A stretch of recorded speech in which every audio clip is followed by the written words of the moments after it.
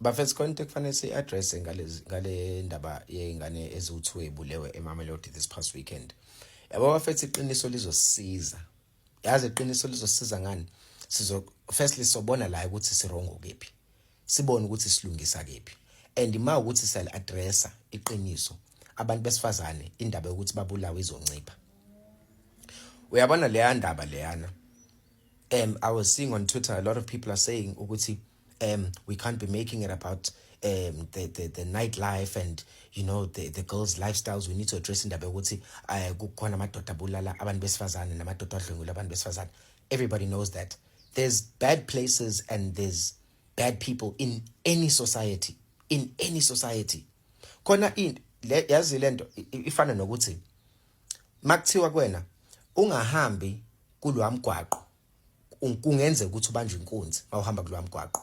Kuyaziwa ukuthi mawuhamba kulwa mgwaqo kungenzeka ukuthi ubanjwe inkunzi bese wena uthi ngiyaya kulwa mgwaqo bese ubanjwe inkunzi bese uyabuya uthi ngibanjwe inkunzi. Ufuna sithini ke lapho? Ngoba sikutshelile ukuthi nawe futhi uyazi ukuthi kulwa mgwaqo kubanjwe inkunzi.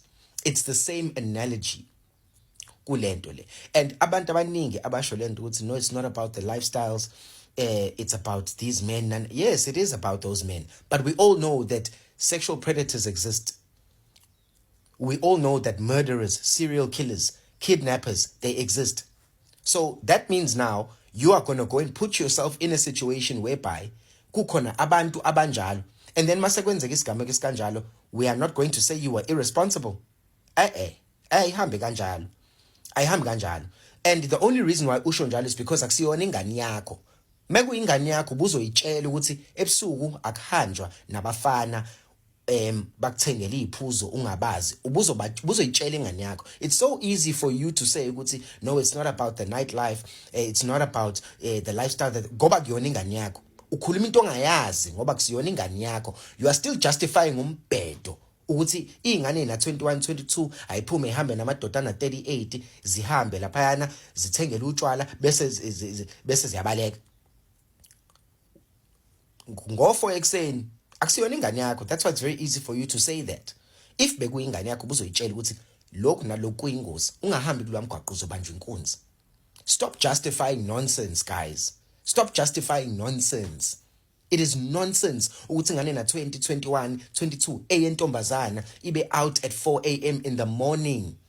It is nonsense. Ngeke uzuyitshela ingane yakho wena ukuthi ayihambe noma uyivumele ukuthi ingane yakho yentombazane ihambe at 4 a.m. in the morning nabafana engabazi beyithengela utshwala. Ngeke uzuyivume. Why are you justifying it ngoba kwezinye ingane zabantu? Irongo leyanto beyisenziwa ileza ingane. They were irresponsible with their own lives and they paid with their lives. It is that simple. Yes, we have a crime problem. Yes, we have a rapist problem. Yes, we have a GBV problem. Yes, we have all of these issues. We know those issues. And those are the issues, yes, that we should deal with. But while we are still dealing with those issues, why are you putting yourself in the line of fire? Why are you putting yourself in danger knowing that there's danger? Ayi bafethu.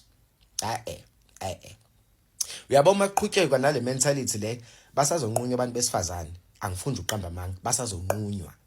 Ngoba we know ukuthi khona abantu besilisa la eminyango abangekho right. Abangekho right. Yet we are still saying ukuthi no